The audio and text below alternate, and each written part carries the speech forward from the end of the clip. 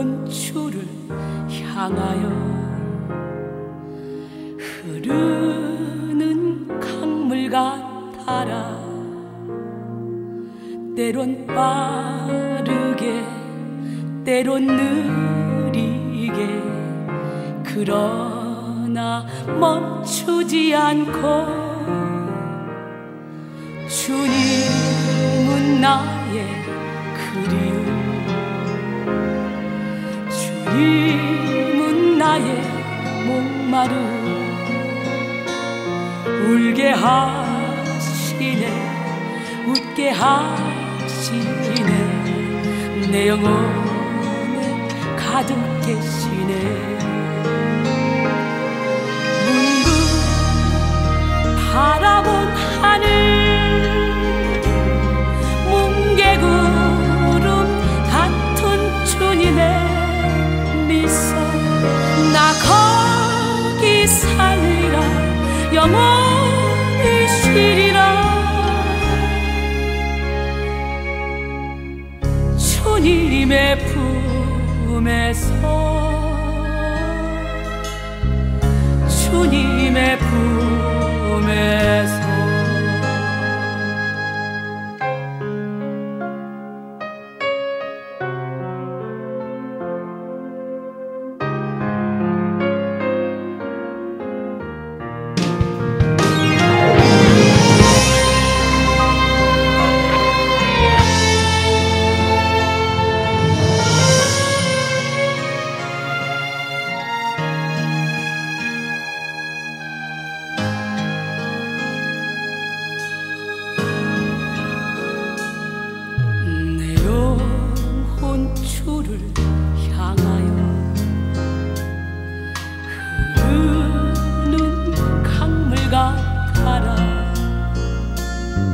때론 빠르게 때론 느리게 그러나 멈추지 않고 주님은 나의 그리움, 주님은 나의 목마름, 울게 하시네 웃게 하시네 내 영혼에 가득 계시네. 문득 바라본 하늘 뭉게구름 같은 주님의 미소 나 거기 살리라 영원히 쉬리라. 주님의 품에서 주님의 품에서 문득 바라본 하늘 뭉게구름 같은 주님의 미소 나 거기 살리라 영원히 쉬리라. 주님의 품에서 주님의 품에서 주님의 품에서 주님의 품에서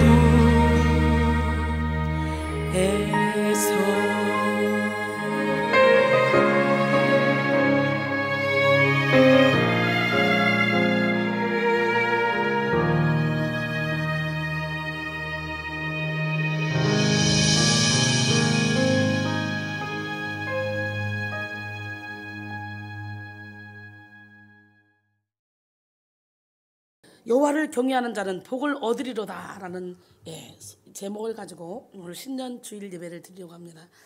여러분 벌써 막 복이 오는 것 같지 않습니까? 올해는 우리 영혼육의 복을 마음껏 땡기자고요. 입을 벌리는 대로 주님이 주신다 그랬어. 내 입을 크게 열라 내가 채우리라. 벌려봐 시장 일단 누르고 흔들어 넘치도록 채워주신대. 근데 이렇게 어린아이 같은 심령 위에 하나님께서는 더욱더 강력한 기름을 부어주셔요. 시편 128편 1절로 6절 말씀 함께 보겠습니다. 여호와를 경외하며 그의 길을 걷는 자마다 복이 있도다.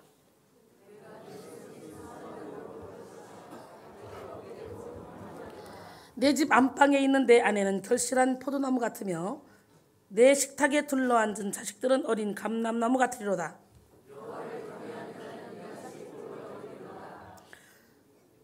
여호와께서 시온에서 내게 복을 주실지어다. 너는 평생에 예루살렘의 번영을 보며 다같이 내 자식의 자식을 볼지어다. 이스라엘의 평강이 있을지로다. 할렐루야. 자식의 자식을 본다. 여호와를 경외하면 자손대대로 천대까지 복을 받는다는 그 주님의 말씀이 있잖아요. 그런 것처럼 여러분 자식의 자식을 볼 수 있는 은혜가 있길 원하고, 아직 태의 열매가 없는 사람들 하나님께 구해서 아브라함에게 100세에 사라 90세에 이삭을 줬던 것처럼 하나님 우리 가정에도 하나님이 예비하신 어린 아기를 주셔서 선물을 주셔서 하나님을 위해 멋지고 아름답게 키울 수 있도록 도와주세요. 그런 마음으로 함께 기도하며 열심히 우리 하나님을 경외하기를 바랍니다. 대망의 2017년 새해를 맞이했습니다.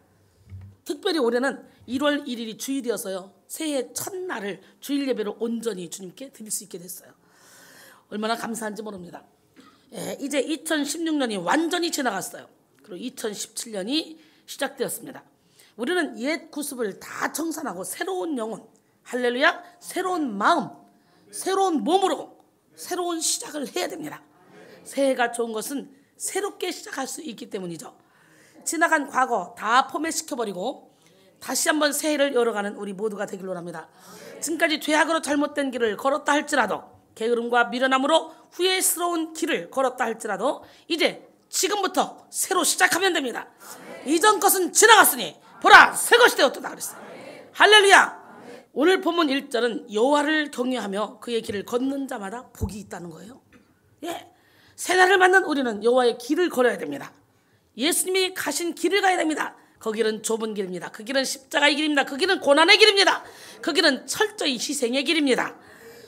불평의 길에서 돌아서서 감사의 길로, 교만의 길에서 돌아서서 겸손의 길로, 게으름의 길에서 돌아서서 부지런함 열정으로, 할렐루야, 미움의 길에서 돌아서서 사랑의 길로, 미련함의 길에서 돌아서서 지혜의 길로 걸어가야 됩니다. 무지의 길에서 돌아서서 여호와를 아는 지식으로 가득 채워 가는 그런 길로 걸어가야 됩니다. 오직 예수의 길로, 여호와의 길로 걸어감으로 복을 얻는 우리 모두가 되기를 주님의 이름으로 축원합니다. 그래서 하나님을 경외함으로 얻는 형통의 축복을 우리 모두가 받기를 소원합니다. 동양인의 복의 개념은요, 한자를 풀이하면 그 뜻이 잘 나타나 있습니다. 곧 복복자를 보니까 옷의 옷의, 거기다가 한일, 그 다음에 입구, 그리고 밭전이 합쳐진 거예요. 그건 뭐냐?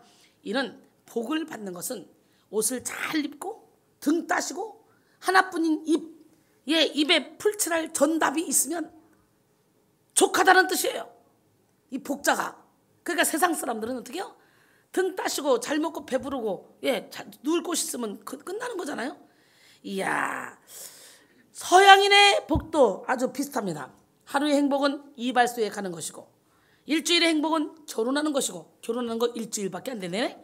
이야, 그러니까 이 세상 것은 별거 없어요. 잠시야 잠시. 오늘 본문인 시편 128편에는요 복이라는 단어가 4번씩이나 나와요. 시편 중에서 복이라는 단어가 가장 많이 나오는 곳이 바로 오늘 본문이라고 볼 수 있습니다. 복은 하나님이 우리에게 주시고자 하는 행복하고 아름다운 상태를 말합니다. 하나님은 우리에게 복을 주시기를 원하시고 우리가 행복하고 아름답게 살기를 원하십니다. 그래서 모세를 통해 아론에게 그렇게 지시하죠. 민수기 6장 22절로 27절 보니까 여호와께서 모세에게 말씀하여 이르시되 아론과 그의 아들들에게 말하여 이르기를 너희는 이스라엘 자손을 위하여 이렇게 축복하여 이르되 여호와는 내게 복을 주시고 너를 지키시기를 원하며 여호와는 그 얼굴을 내게 비추사 은혜 베푸시기를 원하며 여호와는 그 얼굴을 내게로 향하사 평강 주시기를 원하노라 할지니라 하라. 그들은 이같이 내 이름으로 이스라엘 자손에게 축복할지니 내가 그들에게 복을 주리라. 오늘 이 시간에 우리 하나님은 저에게 여러분의 복을 빌어주라고 말씀하신 줄 믿습니다. 여호와는 내게 복을 주시고 너를 지키시기를 원하시며 여호와는 그 얼굴을 내게로 비추사 은혜 베푸시기를 원하시며 여호와는 그 얼굴을 내게로 향하여서 평강 주시기를 원하노라. 나는 오늘 시간에 여러분 모두가 보호의 축복, 은혜의 축복, 평강의 축복을 받기를 주님의 이름으로 축원합니다. 여호와는 너에게 복을 주시기를 원하며 너를 지키시기를 원하시며 여호와는 그 얼굴을 내게 향하여 드사 은혜와 평강 주시길 원하노라. 너를 보배롭고 존귀하게 여기시는 하나님이 내 삶 속에서 이 약속을 신실하게 이루시리. 땅에 기름진 것으로 하늘에 신령한 것으로 너를 복주시고 지키실 하나님이 너의 영혼 잘 되도록 은혜 베푸시며 평강으로 인도하시리.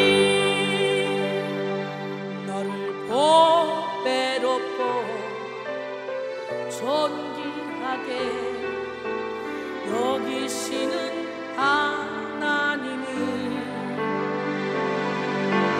내 삶 속에서 이 약속을 신실하게 이루시리. 땅에 기름진 것으로 하늘에 신령한 것으로 너를 복주시고 지키실 하나님이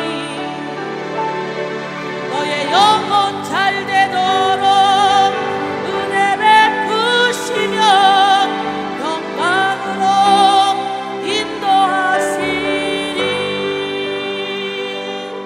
아멘.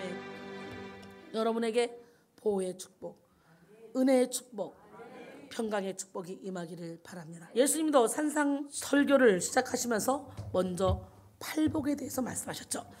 마태복음 5장 1절로 10절까지 보니까 예수께서 무리를 보시고 산에 올라가 앉으시니 제자들이 나온지라 입을 열어 가르쳐 이르시되 심령이 가난한 자는 복이 있나니 천국이 그들의 것이며 애통하는 자는 복이 있나니 그들이 위로를 받을 것이요. 오늘 이 복을 다 받으셔야 돼요. 아멘으로 화답해서 온유한 자는 복이 있나니 그들이 땅을 기업으로 받을 것이요. 의에 줄이고 목마른 자들은 복이 있나니 그들이 배부를 것이요. 긍휼히 여긴 자는 복이 있나니 그들이 긍휼히 여김을 받을 것이요. 마음이 청결한 자는 복이 있나니 그들이 하나님을 볼 것이요. 화평케 하는 자는 복이 있나니 그들이 하나님의 아들이라 일컬음을 받을 것이요. 의에 줄이고 목마른 자는 복이 있나니 천국이 그들의 것입니다. 할렐루야. 난 여러분 모두가 다 천국의 축복을 누리길 원합니다. 위로를 받으시고 할렐루야.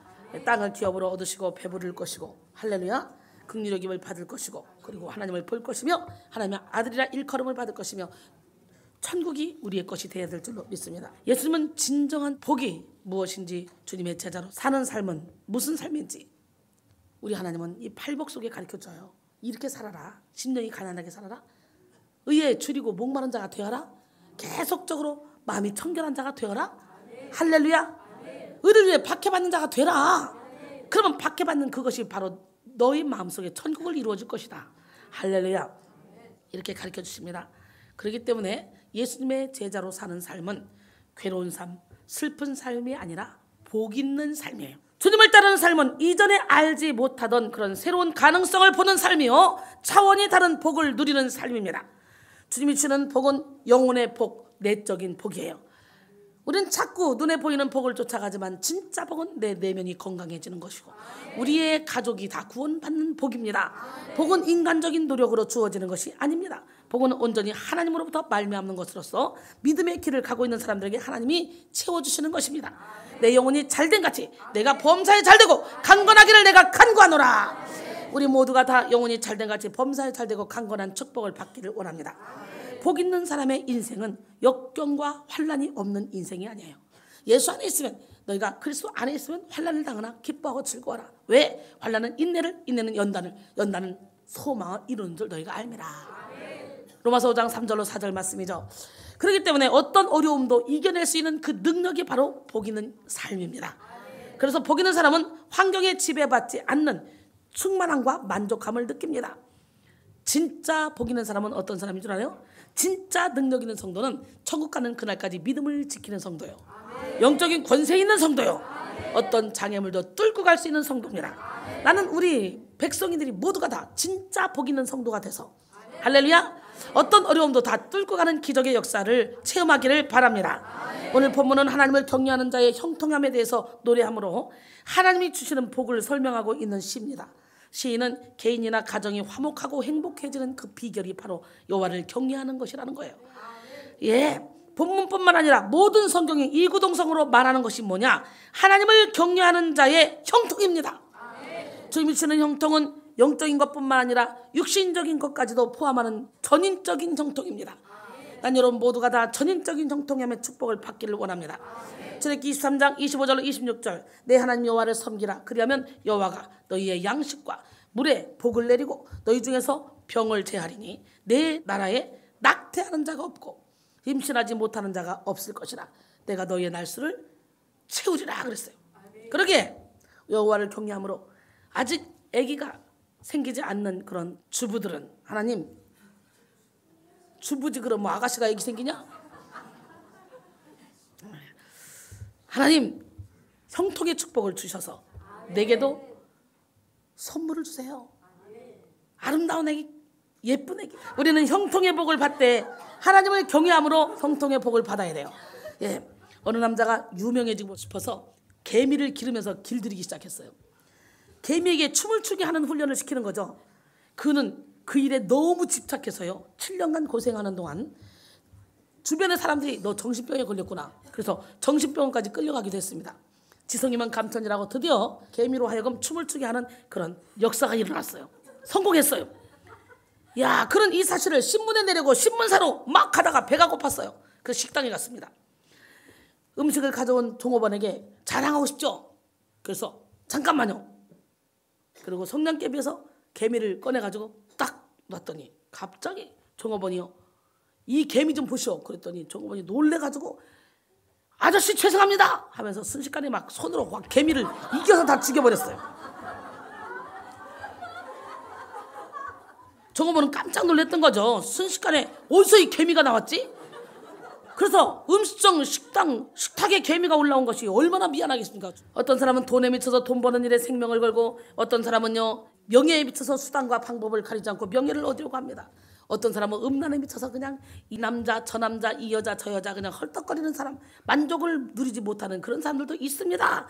웃지 말고 마음속으로 하는 것도 다 그것도 음란이니까. 웃는 사람이 수상해. 예, 마음속으로 만족하지 못해서 그냥 헛떡거리는 사람들, 오늘 하나님께로 다 사랑을 옮겨놓기를 원합니다. 또 어떤 사람은 미모에 미쳐서요 그냥 무서운 성형수술도 맞지 않고 막 감행하려고 합니다. 여러분, 참으로 어이없는 그런 일에 모든 것을 투자하는 사람들이 정말 많습니다. 전도서를 기록한 솔로몬은 전무후무한 지혜와 재물, 인기를 누렸던 사람이에요. 예, 그런데 말년에 이렇게 고백하죠. 전도자가 이르되 헛되고 헛되며 헛되고 헛되니 모든 것이 헛되도다. 해 아래서 수고하는 모든 수고가 사람에게 무엇이 유익한가? 전도서 1장 2절로 3절 말씀입니다. 전도서 2장 11절에 보니까 그 후에 내가 생각해 본즉 내 손으로 한 모든 일과 내가 수고한 모든 것이 다 헛되어 바람을 잡는 것이며 해 아래서 무익한 것이로다 그랬어요. 전도서 12장 1절로 2절 보니까 너는 청년의 때에 너희 창조주를 기억하라. 곧 곤고한 날이 이르기 전에 나는 아무 낙이 없다고 할 해들이 가깝기 전에 해와 빛과 달과 별들이 어둡기 전에 빛 위에 구름이 다시 일어나기 전에 그리하라 그랬어요. 오직 여호와를 경외하는 것이 복받는 비결이 됩니다. 성도의 가장 큰 근본되는 삶의 자세는 하나님을 경외하며 그 뜻에 순종하는 것입니다. 이는 모든 일에 하나님의 주권을 인정하며 성실하게 주어진 일에 힘을 다하는 것이죠. 그럴 때 참다운 복을 누릴 수 있습니다. 여호와를 경외한다는 말은 두려워한다는 뜻을 가지고 있죠.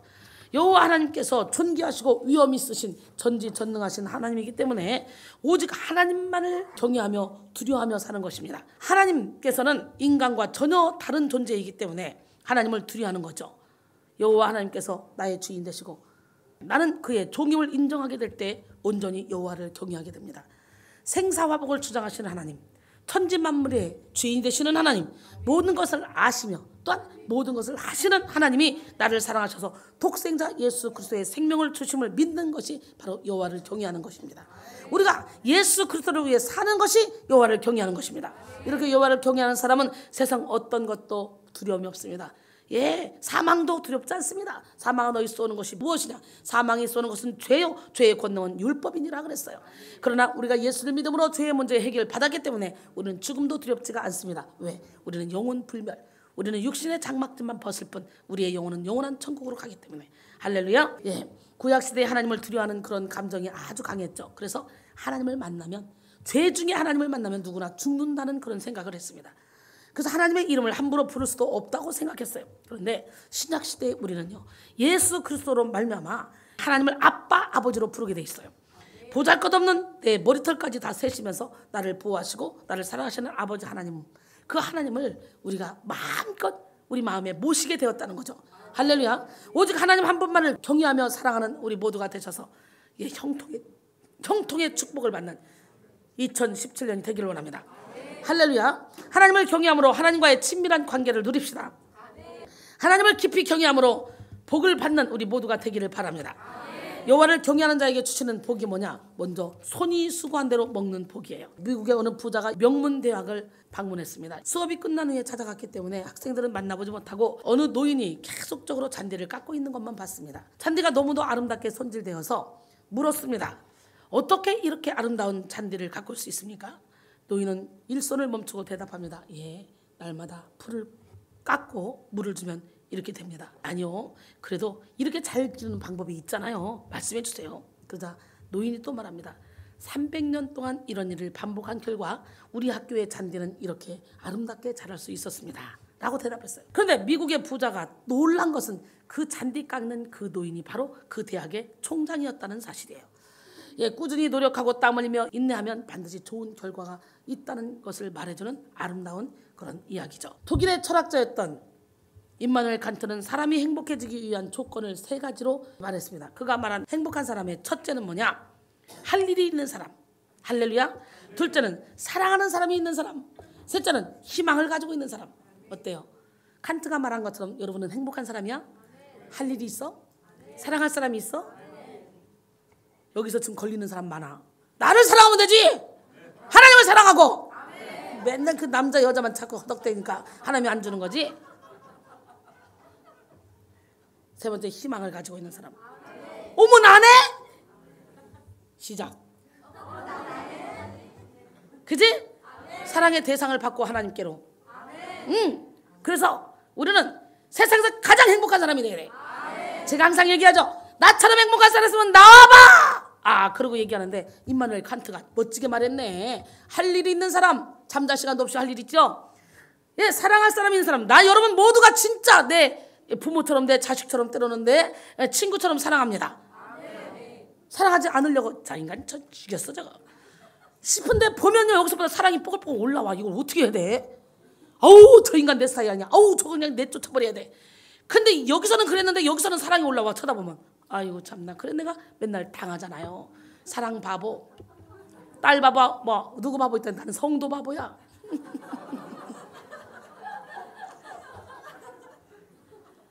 지시 났네 그냥.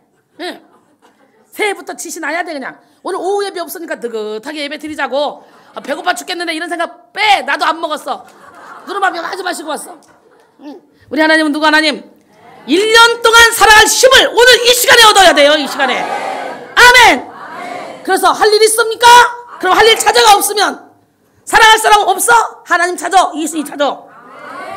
셋째, 희망을 가지고 있는 사람. 꿈과 비전이 여러분에게 있어야 돼. 없어? 백성교회로 와. 여기는 전교인 사역자와 전교인 선교사와 전교인 능력자와 할렐루야. 전교인 치료사와 할렐루야. 칸트가 말한 대로 할 일이 있다는 것 자체가 복입니다. 그런데 대부분 사람들은요, 일하기를 싫어해요. 노동이 행복의 조건임을 알고 기쁨으로 일하는 사람은 많지 않아요. 근데 저는요, 이 일이 기쁨으로 해줘요. 억지로 하는 것 같아요? 기쁨으로 신바람 나게 합니다. 죽지 못해 일을 하고 말하지 않아도 되는 그런 여건만 주어지면 일하지 않는 그런 사람들이 있어요. 주님 안에서 노동은요, 축복이에요. 하나님은 창세기 1장에서 천지를 만드시고 사람에게 복을 주시며 일을 맡기셨어요. 창세기 1장 28절에 보니까 하나님이 그들에게 복을 주시며 하나님이 그들에게 이르시되 생육하고 번성하며 땅에 충만하라. 땅을 정복하라. 바다의 물고기와 하늘의 새와 땅에 움직이는 모든 생물을 다스리라 하시니라. 그런데 인간이 죄를 지음으로 수고에 미치지 못하는 수확을 거두게 됐습니다. 하나님은 범죄한 아담에게 이마에 땀을 흘려야 먹을 것을 얻을 것이라고 말씀하시면서 수고의 고통을 허락하셨죠. 창세기 3장 17절 보니까 아담에게 이르시되 내가 내 아내의 말을 듣고 내가 내게 먹지 말라 한 나무의 열매를 먹었은즉 땅은 너로 말미암아 저주를 받고 너는 내 평생에 수고하여야 그 소산을 먹으리라 그랬어요. 그 이후부터 인간은 일하지 않으면 먹을 수가 없어요. 일하지 않으면 먹지도 말아요. 예, 로마서 12장 11절에 보니까 부지런하여 게으르지 말고 열심을 품고 주를 섬기라 그랬어요. 여호와를 경외하는 사람은 손이 수고한 대로 먹는 복을 받게 됩니다. 일이 고통이 아니라 축복이 되는 것입니다. 여러분, 지금 여러분에게는 어떤 일이 주어졌습니까? 학생에게는 공부하는 일이 있고, 직장 생활을 하는 사람은 자신에게 맡겨진 임무가 있으며, 가정주부는 가정을 돌보는 일이 있습니다. 또 특별히 성도에게는 하나님이 주신 사명이 있습니다. 그러므로 일이 있다는 것 자체로 행복을 느끼시기 바랍니다. 그리고 일한 대로 거둬들이는 그런 복을 누리시기를 바랍니다. 데살로니가후서 3장 10절로 11절 우리가 너희와 함께 있을 때에도 너희에게 명하기를 누구든지 일하기 싫어하거든 먹지도 말게 하라 하였으니. 일하기 싫은 사람 먹지도 마. 교회 왔지 다 주지 밥. 기도하기 싫은 사람 먹지 마. 예배 드리기 싫은 사람 먹지 마. 잡수세요 그냥.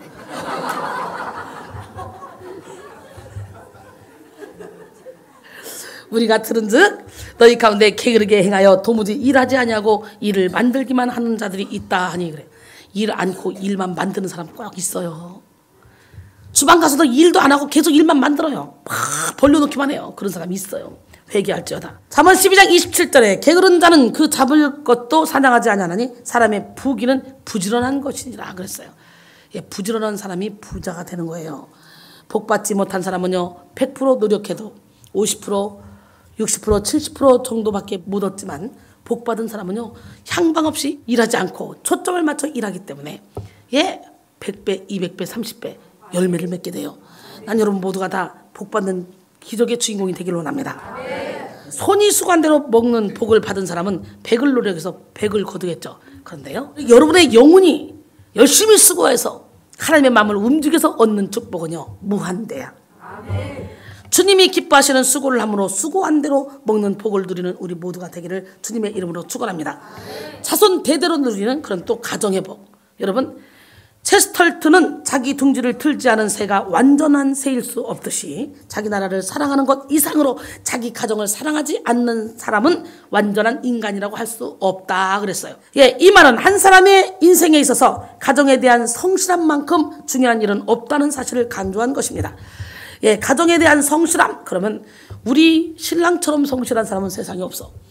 내가 이러고 다니고 맨날 외국으로 다니면서 그 젊은 나이에 1년이면 6개월 집에 없으면 또 한국에 있어도 부흥회 다닌다고 집에 거의 안 들어가고 늦게 들어가고 이러면 웬만하면 저렇게 잘생긴 데다가 돈 있는 데다가 좋은 차 있는 데다가 얼마든지 여자들을 달고 다니면서 애기를 여기다 하나 뿌리고 저기다 하나 뿌리고 저기다 하나 뿌리고 그러고 다니면서 애기 낳았다 그러고 갖고 올 수도 있을 거야. 예, 오죽하면 우리 엄마가 친정엄마가 김서방 새장가 가게 이혼하게 내가 여자 소개시켜줄게.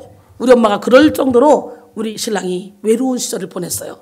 그런데 우리 신랑이 그렇게 젊은 나이에 외로운 시절을 보내면서 그러면서도 하나님의 사명을 감당하기 위해서 나를 놔줬기 때문에 나를 통해 얼마나 많은 영혼들이 살아났는지 몰라. 진짜 우리 신랑은요 가정적이에요. 그래서 가정을 잘 돌봐 얼마나 감사한지 몰라. 여러분 가정이 그만큼 중요하다는 거예요. 하나님께서 처음 인간을 지으셨을 때 우리는 분명 독립된 인간으로 창조되었습니다. 그러나 하나님께서는 우리를 사회로부터 단절된 외로운 한 개인으로 남겨두지 않으시고 작지만 참으로 중요한 가족 공동체를 만들어 주셨어요. 믿으십니까? 가족은 단순한 그런 생활 공동체가 아닙니다. 그래서 자손의 번성은 그 가족과 부족의 세력을 말해주는 것으로서 구약시대에 대단히 중시되는 복이었어요. 성경에서는 자손의 번성이 하나님의 복이라고 말하고 있습니다. 그래서 시편 127편 3절 5절 보라 자식들은 여호와의 기업이요 태의 열매는 그의 상급이로다. 젊은 자의 자식은 장사의 수중의 화살 같으니 이것이 그의 화살통에 가득한 자는 복이 있도다.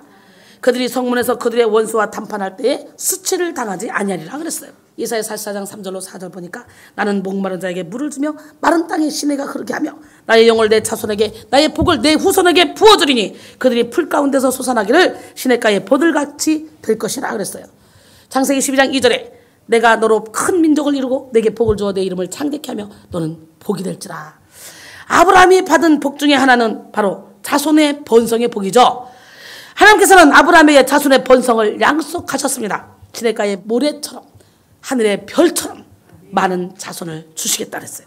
결국은 이삭을 통해 이렇게 자식을 펼쳐서 우리가 이렇게 멋지고 아름다운 삶을 살고 있지 않습니까? 예, 또한 구약시대는 가족과 부족의 형통이 매우 중요시되는 그런 시대였기 때문에 가족이 복을 받고 자손들이 번창하는 것은 하나님의 복을 받은 것으로 인식되었습니다. 시편 128편 3절 오늘 본문 내 집 안방에 있는 내 아내는 결실한 포도나무 같으며 내 식탁에 둘러앉은 자식들은 어린 감람나무 같으리로다. 시편 128편 6절에 보니까 오늘 본문 6절 내 자식의 자식을 볼지어다 이스라엘에게 평강이 있을지어다 그랬어요. 하나님을 경외하는 사람은 자손 대대로 누리는 가정의 복을 받습니다. 현숙한 아내를 얻고 건강하며 아름다운 자녀를 양육하는 복을 받습니다. 또 자식의 자식을 보는 장수의 복을 받습니다. 이러한 복은 세상의 어떤 재력이나 권력으로도 살 수 없는 그런 복이죠. 오직 천지를 창조하신 만유의 주 예수 그리스도로 말미암아 주어지는 복이죠. 가정과 자손의 행복은 하나님의 손에 달려 있습니다. 아멘. 출애굽기 20장 5절로 6절 보니까 그것들에게 절하지 말며 그것들이 뭐예요? 우상. 그것들을 섬기지 말라. 나 내 하나님 여호와는 질투하는 하나님인즉 나를 미워하는 자의 죄를 갚되 아버지로부터 아들에게로 3, 4대까지 이르게 하거니와 나를 사랑하고 내 계명을 지키는 자에게는 1000대까지 은혜를 베푸시느니라. 할렐루야. 고대 메소포타미아 지역 여기서는요 포도나무는 생명의 풀이라는 의미를 갖고 있어요. 예, 예수님이 포도나무로 상징되잖아요. 예. 수메르 지역에서 생명을 나타내는 문자는 원래 포도잎 모양을 하고 있다고 합니다. 포도나무는 신선한 과실을 제공하는 것은 물론 그것으로 포도주를 만들 수 있는 유용한 자원이죠. 이러한 이유로 포도나무는 세대를 거듭하면서 가꾸어 왔으며 재산으로서는 상당한 비중을 차지했습니다. 그러므로 결실한 포도나무 같은 아내는 풍성한 생명력, 한편 감람나무는 고대 이스라엘 사람들에게 가장 귀한 나무 중에 하나로 간주된 것으로 나무 중에 왕으로 생각되었던 나무입니다. 감람나무는 열매가 많아서 포도나무와 함께 이스라엘의 주요 소득원이 되었습니다. 그래서 감람나무는 재산의 부요함을 상징하며 더불어 장수를 상징하죠. 잘 경작된 감람나무는 뒤틀린 그런 몸체에 많은 가지가 달려있고요. 높이가 6m까지 자란다 그래요. 또한 이 나무는 천천히 자라지만 방해만 없으면 수백 년 동안이나 살 수 있고 그리고 계속적으로 열매를 맺힌다 그래요. 예, 죽어가던 나무도 접붙임을 통해서 다시 살아날 수 있을 만큼 생명력이 강합니다. 그래서 동양 사람들은 이 나무를 미, 힘, 축복 그리고 번영의 상징으로 생각했습니다. 그러므로 감람나무와 같은 그런 식탁에 둘러앉은 자식들은 부와 장수의 가능성에 복을 받은 가정을 뜻합니다. 여러분 모두가 여호와를 경외함으로 자손 대대로 이어가는 가정의 축복을 받기를 원합니다. 그러면 세 번째 복은 뭐냐? 영혼의 복과 국가의 복입니다. 국가의 복. 록펠러는 미국 전체 석유의 95%를 독점했고 미국 경제의 1.53%를 차지했던 그런 세계 최고의 부자입니다. 그가 벌어들인 돈은요 지금의 자산 가치로 따지면 빌 게이츠의 3배가 넘는다 그래요. 록펠러는 인류가 자본주의 시대를 맞이한 이래 가장 많은 돈을 벌어들인 세계 최고의 부자입니다. 그는 33세에 백만장자가 됐고 43세에 미국의 최대 갑부가 됐고 53세에 최대 부자가 됐어요. 33살부터 10년 단위로. 할렐루야. 예, 33살 된 사람들 어떻게 백만장자가 돼보지 않을래? 43살 된 사람들 최대 갑부가 돼보지 않을래요? 53살 된 사람 세계 최대 부자가 돼보지 않을래요? 예, 그래서 영혼의 샘 세계 선교센터를 세계 최대의 아름다운 건물을 세워서 주간 영혼을 한꺼번에 살려야 될 거 아닙니까? 예. 그는 55세에 근데 불치병에 걸렸어요. 이 물질이 아무것도 아니라는 걸 깨달았죠. 그래서 그때부터 나눔의 행복으로 병을 이기고 98세까지 쫙 선한 일을 행하며 살아갔습니다. 지금도 뉴욕 시민들이 수도요금을 안 낸대요. 왜? 록펠러 재단에서 다 내주기 때문에. 록펠러의 축복은 어머니의 신앙 유산을 잘 물려받게 된 거라 그래요. 예, 그의 어머니는 믿음이 좋은 어머니였습니다. 그의 어머니가 돌아가면서 아들 록펠러에게 11조를 꼭 드려라, 목사님 말씀에 항상 순종해라 등의 10가지 유언을 남겼는데, 그 중에 한 가지, 가장 첫 번째가 뭐냐? 예배에 대한 것이었습니다. 그의 어머니는 아들 록펠러에게 너는 예배 30분 전에 도착해서 언제나 맨 앞자리에 앉아서 하나님께 가서 정성껏 예배를 드려라, 이런 유언을 했습니다. 록펠러는 예배에 성공한 사람이에요. 예배의 성공자가 인생의 성공자입니다. 믿으십니까? 예. 그래서 저도 가끔 우리 큰아들 무슨 얘기하면 제가 슬그머니 그러죠. 주님께 영광이네. 그러면 우리 아들 바로 해서 맞아요 엄마, 하나님께 영광이에요. 꼭 그 말을 내가 따냅니다. 좋은 일 있을 때마다 자기 입으로 하도록 유도합니다. 그러면 꼭 그렇게 하더라고요. 얼마나 감사한지. 시편 128편 5절 오늘 본문 말씀, 여호와께서 시온에서 내게 복을 주시리로다 너는 평생에 예루살렘의 번영을 본다 그랬어요. 이 말씀은 영혼의 복과 국가의 복을 함께 말씀하고 있는 거예요. 하나님께서 시온에서 복을 주실 것이며 성도는 평생에 예루살렘의 복을 본다고 말하고 있습니다. 이 복은 어떤 복보다 더욱더 귀중한 복입니다. 일의 형통이나 가정의 복은 이 세상에서 누리는 것이지만 영적인 복은 영원한 것이기 때문이에요. 시온은 하나님의 성전이 있는 곳입니다.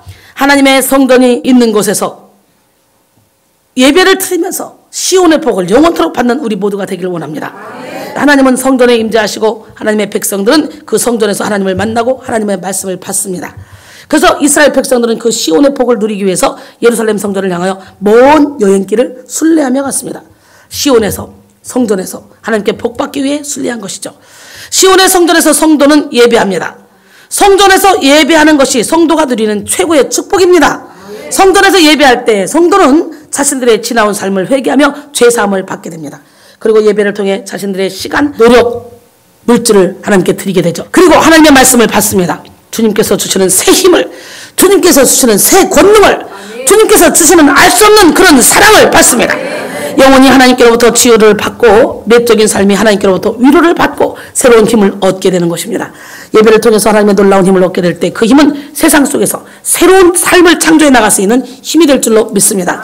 그러므로 시온의 복은 어디서 얻노? 성전에서 예배 드림으로써 얻는 복이에요. 성전에서 예배 드림으로써 얻는 복, 시온의 복. 하나님을 경외하는 사람은 영과 진리로 하나님을 예배하는 것을 인생 최우선으로 생각하죠. 그래서 예배를 통해 복을 받죠. 2017년에는 더욱더 예배를 사랑함으로 시온의 복을 받는 여러분 모두가 되기를 원합니다.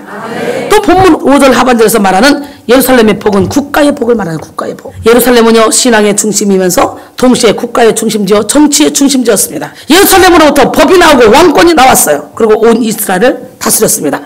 적의 침략으로부터 최후의 보루가 되는 곳이 예루살렘이었어요. 그러나 예루살렘이 건재하면 온 국가가 건재한 것이요, 예루살렘이 정복되면 온 국가가 망하는 것이었기 때문에 예루살렘의 복을 받는다는 거, 이것은 엄청난 축복이죠. 이렇게 예루살렘이 나라의 중심지가 됐습니다. 그러므로 예루살렘의 번영을 본다는 것은 국가의 안전과 발전을 의미하는 거죠. 여호와를 경외하는 사람으로 말미암아 그 사람이 속한 국가가 번영하게 된다는 거예요. 예, 오늘 우리 백성교회 성도들을 통해 대한민국이 이런 번영의 복을 받게 될 줄 믿습니다. 의인 한 사람이 없어서 예루살렘이 망하고 의인 10사람이 없어서 소돔과 고모라가 망했던 것처럼 되면 안 되겠죠. 우리가 여호와를 경외함으로, 백성인들이 여호와를 경외함으로 우리나라가 다시 한번 복을 받는 나라가 될 줄 믿습니다.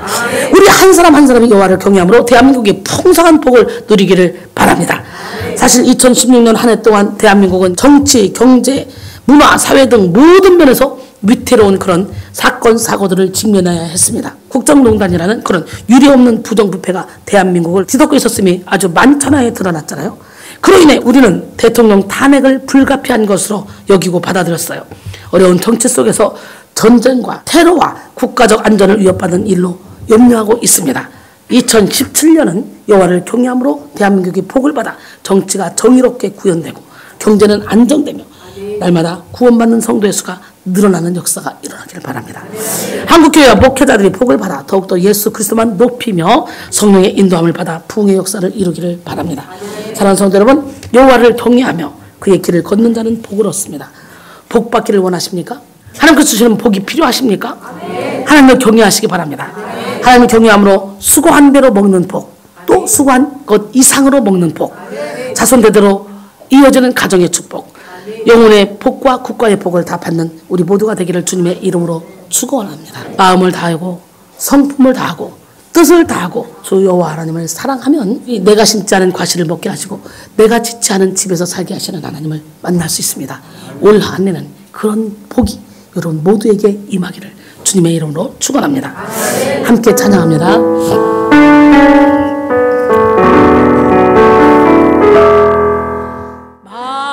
마음을 다하고 성품을 다하고 힘을 다하여서 여호와를 사랑하라. 내게 준 계명을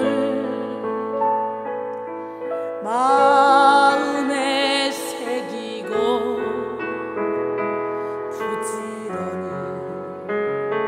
부지런히 이웃에게 전하여라. 그러면 내가 짓지 않은 큰 집을 주리라. 아멘. 내가 심지 않은 과실을 먹게 하리라.